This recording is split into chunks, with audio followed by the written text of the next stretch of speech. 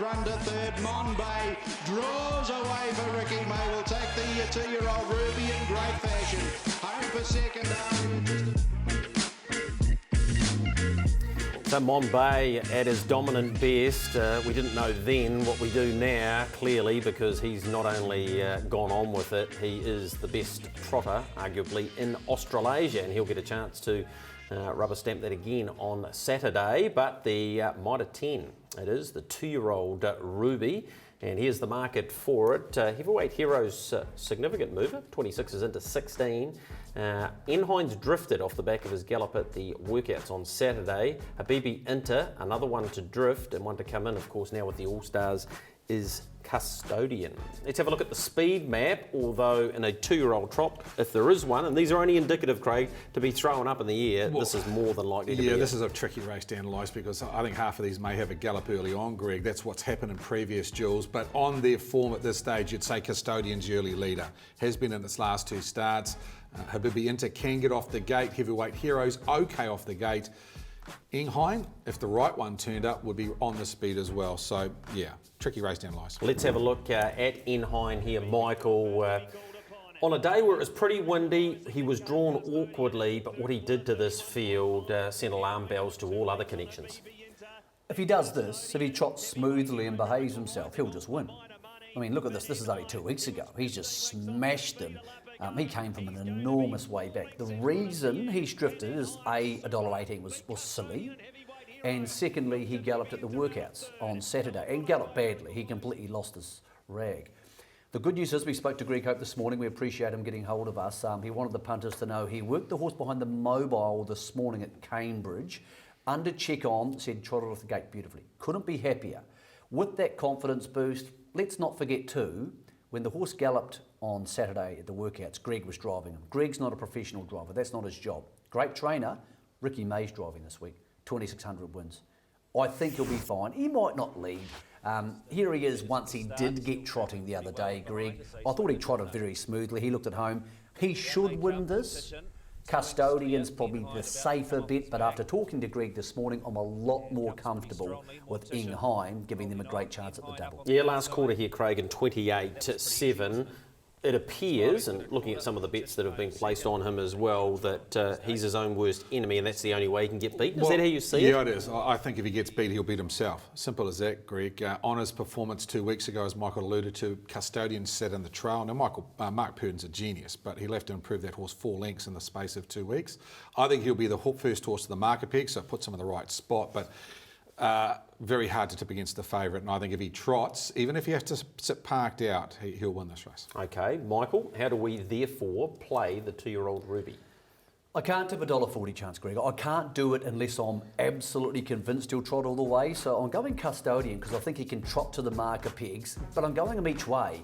Because Inghine's so short, you can go $5 and about $1.30, $1.40. You probably get to $1.50 a place. Pretty hard to see how he's going to miss a place. So, Craig, each way for me. I know you're going Inghine will win, and I think also probably that for you, now he's $1.40, is a multi-builder. Yeah, I think it is. I think you'll get probably even to $1.50, somewhere around that on closing time. And you remember the pool's going to be pretty reasonable, so I wouldn't be taking $1.40 on the fixed odds right now, but on the day with the larger pools, he may get to $1.50, $1.55. Greg, it's very hard to see him other than a mistake getting beaten in this race on what we've seen in the last 3 weeks. All right, look forward to seeing him and doing battle with particularly Habibi Inter and, of course, Custodian. 2-year-old Diamond, the best performance in the previous 9 editions of the Harness Duels. This is the one we came up with. We only have to wind it back 12 months. Coming from the outside draw in any race, let alone at Group 1 level, is never easy, Michael, but she just did this in wonderful fashion. And like so many of the horses we'll see in these videos, has gone on to be a significant Group 1 winner. Subsequent, here's Dream About Me. She's going to have to come from an even trickier draw on Saturday to defend her title. Dream about me. It's a nightmare. She wins again. Dream about me. But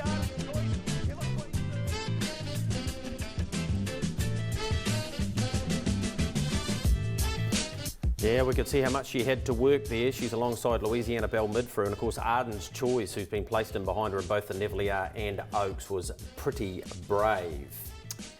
The Yarnley 2-year-old Diamond it is. So let's have a look at the market for it, and this is the way it plays. A couple of maidens drawn very well. Strawberry Stride, a quick gate beginner, is a $10 chance. Party On, so impressive, first up, $3.80. Delightful Memphis, a shortener, $4.50 into $4 off the back of a really nice workout as well. And Spanish Armada gets the drifts off the back of an average workout from Saturday.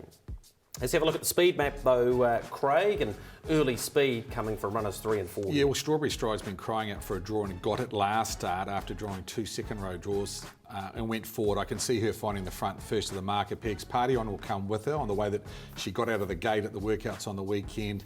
Out wide, Delightful Memphis and Jewel on the beach. Very, very quick away. Couple of speedy ones inside it, so pretty good dash to the first bend.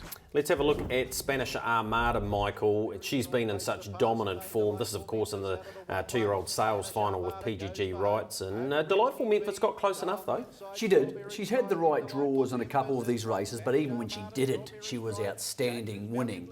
Delightful Memphis is probably a length beneath Spanish Armada, but very different race this week. Spanish Armada didn't look comfortable left-handed. Spoke to Mark Purdon this week. He said, I'm really happy with where she is. She's a happy horse. She's holding her form, but hard to back her on the workout. All over the place, caught a knee on the home bend. Probably got to come 3 wide. If you're going to catch a knee, you'll do so when you are coming 3 wide. I can see this being a race where Party On will lead, because I thought she was good off the gate the other day, and I think Strawberry Stride would hand the lead away. If Party On leads and Delightful Memphis comes across, they control the race, and then Spanish Armada's coming 3 wide. She's only had the 1 start, Party On. Here she is in the brick and bloodstock colours, the brown. Craig, super impressive here, quick time, 3 wide, and I think she's gone on with it after what we saw at the workouts last Saturday. Oh, she's definitely got on with it. Very big filly and very green. Even watching that workout at Cambridge on Saturday did worry me a little bit that she can do a few things wrong. After the winning post, she gawked and run out a bit, but I think the ability's there, the motor's there, and that race there was half a second outside the New Zealand record. So she's got the right draw. She's a big mover, 26 into 4. Yeah, she is. Zach, what do you make of the fillies this year? I quite like Strawberry Stride, to be honest. They're a really nice bunch of fillies, and I remember driving Spanish Armada when we looked after her for a couple of weeks, and she's probably the better of them all, but with that drawn over the mile, maybe not getting left-handed quite as well, I think it brings into play those other horses, Delightful Memphis as well, you know. I think if she can come off the gate and end up handy, she ends up in front of Spanish Armada, and they just say going 3 wide round Cambridge track, it's a little bit tighter than Ashburton, she may have a bit of trouble, and I think it brings them right into play, and I think she can be beat. Are they pretty similar, the bends, top end and obviously out of the straight? Do you think one is tighter than the other, or do you find them pretty symmetrical? No, they're pretty much exactly the same, and every horse I've ever had go around Cambridge gets around it pretty well, so, you know. Yeah. It's funny on Spanish Armada, Greg. I mean, she's a southern filly, but she's had all 7 starts at Alexandra Park. And when she got beaten, she went a little bit rank in the trail, 3 back on the fence. She did that in the video I'm about to show very shortly, where Party On wins that trial. Left-handed, yeah, maybe not as good as right-handed. Yeah, of course, Jewel on the Beach, the only horse to have beaten her. But how do we play this race, Michael? Look, I like the split. I'm betting against Spanish Armada, even though she'll win 2-year-old filly of the year with a leg in the ear. I think you can back both Party On and Delightful Memphis, probably averaging a price of around 4.5. What you're saying is this bracket at $2.25, so you put $10 on them both, versus Spanish Armada at $1.60, $1.50, whatever she's going to pay. Craig, you're already on Party On, as we know. You started the ball rolling around $26. I thought the trial the other day was very good. Yeah, she's a lovely filly. I think you'll get better than the $3.80 on the day on You think Party so? On. I do. I think it might go the other way. Yeah, I'm not too sure. I think there'll be money for Delightful Memphis. I agree with Zach. I think Strawberry Stride's a great each-way chance because she's the first to the fence, at least trailing early on. So, yeah, I think around $4 is where she'll be, Greg. So if I back her, I back on an each-way basis. I don't think she's as good as Spanish Armada yet, but she's in the right spot. I've got a question for Greg. Delightful Memphis, I know you've been a fan. You spotted her at the trials before she raced. Good workout the other day, beat Mitch Maguire, who's a good colt. Do you think she can get across Party On? I think she'll get across the others to Parked, whether she gets the lead. That is the most crucial part to this race for me, whether Mark's prepared to hand over to her. There'll be no other leaders after that, so therefore he'd be sitting in the trail, and we know at Cambridge that's imperative. But I don't think she's got blazing gate speed, but Mark Jones told me the other day when he tapped her on the bum, she did go off very nicely, so he was pleased with that. So in answer to your question, I don't think she'll get straight across her, no. But she can dominate from that position, I think, that race. Let's have a look at the best 4-year-old Ruby ever. Again, we go to Cambridge, and this was a terrific performance, not only by this horse, Michael Guerin, but by the driver, Mark Purdon, who stayed out of the early war. That's Dr. Hook, and I'm a gold digger, who went to absolute war at the 800. And as I said, you keep seeing the horses who win the jewels going on with it later in life. Not many go on with it like I Can Do's it did, of course.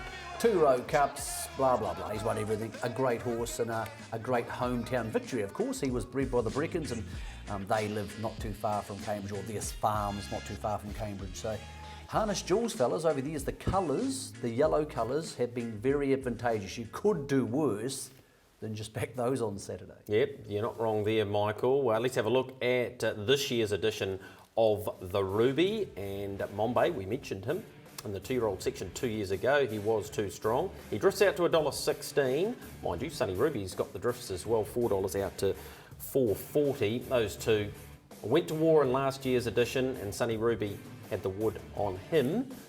And draw-wise, she's got an advantage again this time around. The speed map will show her getting off the gate quickly here, Craig. Should be the quickest out by a fair bit here, Greg. Of course, she drew 2 in the jewels that she won last year. She gets the same draw this year. Gate speed the inside, Princess McKendon, but she's a trailer. She'd be happy to take a sit. Lara Ver. And out wide, maybe Paramount Dream on a work on the weekend, but you'd expect Sunny Ruby to be significantly in front of Mombay early. All right, here's Mombay winning one of the ultimate Group 1s, Michael, the Rowe Cup. This is Group 1 form, this is test match stuff, and Sunny Ruby's yet to get to that level. If Sunny Ruby hadn't beaten him in the jewels last year, you would say, well, how's she going to possibly beat him? But she's done it before. So there's a suggestion she could do it again. I don't want to back Sunny Ruby, but I don't want to back Mombay at $1.10 either. No, yeah, I can understand that. We're going to have a look at Mombay and the trial at Cambridge. Greg and Nina were in 2 minds whether there was a need to go here, but I think it was the right decision. Corner beautifully, looked incredibly balanced. He should just turn up and win. Can he sit parked and just brain Sunny Ruby? Probably not by 2 or 3. You might get a nervous moment. I'm not entirely convinced Sunny Ruby will end up in front. She can be a strange mare at times. Strange things could happen here, but this horse should win. $1.10 for your multiplayers. Very hard to look at it as a betting option at $1.10 though, fellas. I've gone the other way. I've looked for some value somewhere else. Just interesting, that was You're Gonna Kiss Me or Not, that was last in that video, and a little bit disappointing. So yeah, but question mark on her at the moment, but I think you'll have to sit outside Sunny Ruby early. I think he may be in front at the winning post with a round left to go, Greg, and from there should be winning. This is, of course, Sunny Ruby defeating Harriet of Mott last start. Greg, you were on track, a wet day, peach of a drive by Gavin Smith. Yeah, it was. John Dunn went for home and he had to early. Once he got there, well, he was a sitting duck, wasn't he? And she is able to finish very quickly. What have you made, Zach, of Mombay and how exciting he's been? And can he win from barrier 8? I definitely think so. I sort of had a bit to do with Josh Dickey and Speed and Spur, so you appreciate how good the horse really is. And I know Sunny Ruby's done a great job up until now, but Group 1 level, it's a whole nother level, and I think Mombay's proven there. And from the 8, it's not going to be easy, but I still think he will do it. Greg, the other thing too is we've seen him this season sit outside horses and then crush them. Master Lavros, being the most obvious one on the Lyell Creek. Ricky drives this horse different from how Ricky drives most horses. I think he might sit there, then at the 800 put the foot down and just turn it into a staying race and say, I'm the superior horse. If he does that, I think he'll just out-tough Sunny Ruby. And that's no disrespect to her because he's the best horse in Australasia. Yeah, and Sam Smolinski continues to do a wonderful job and has a great record in the jewels, as we know. So how would we play it, Craig? What are you thinking? Well, I'm thinking it looks to Quinella, doesn't it? You can't back Mombay to win, and you can't beat Sunny Ruby to beat Mombay. So for me, it's a logical Quinella. I think Mombay will grab the front at the winning post. Sunny Ruby will sit on the back and try and slingshot him like she did last year. I'm the Almighty Johnson for a place. So I think he punches through behind Sunny Ruby. Outstanding last week at Alexandra Park. I think there's lots of pluses to the Almighty Johnson. So Craig's going the Quinella for the 2 favourites. I think the Almighty Johnson around $3.50 a place, which you might get fixed, actually better value than trying to eke some money out of those other 2. All right, so there's a way you might want to play into the Ruby. We keep talking about Sunny Ruby. Of course, she was there as a 2-year-old as well and flew off the gate, but she was very inexperienced at that stage, but she wasn't last year. So let's hear what Gavin Smith has to say about his historic.